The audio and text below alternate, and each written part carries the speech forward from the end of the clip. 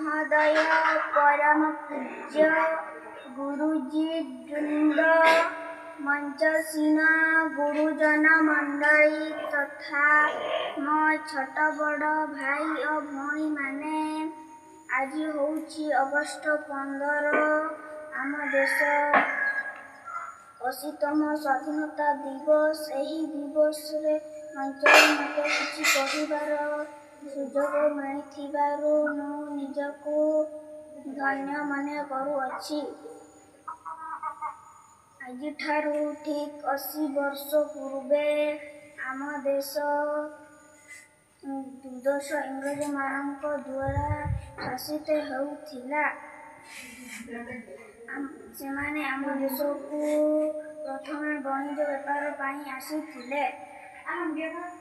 समय क्रमे आम देशर लोकंकर कर सरलतार सुजोग नहीं आम देशकु अधिकार नेले।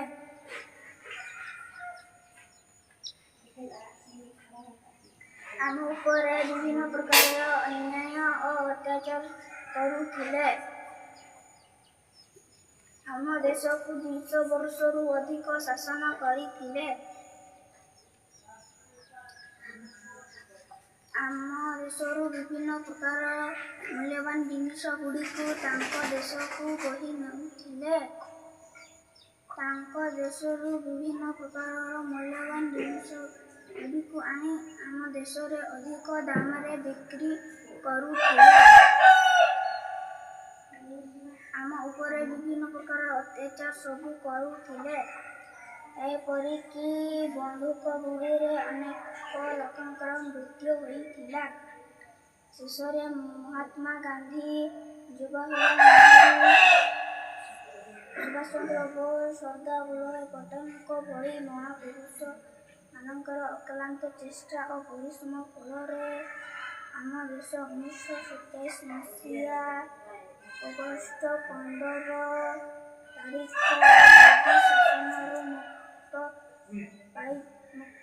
मुक्त पाइथिलु। एही पवित्र दिनटकु मने रखिबा पाई आमे प्रति वर्ष अगस्ट मास 15 तारिख दिन स्वाधीनता दिवस रूपे पालन करू। एतिकी कही मो वक्तव्य शेष करुअछि।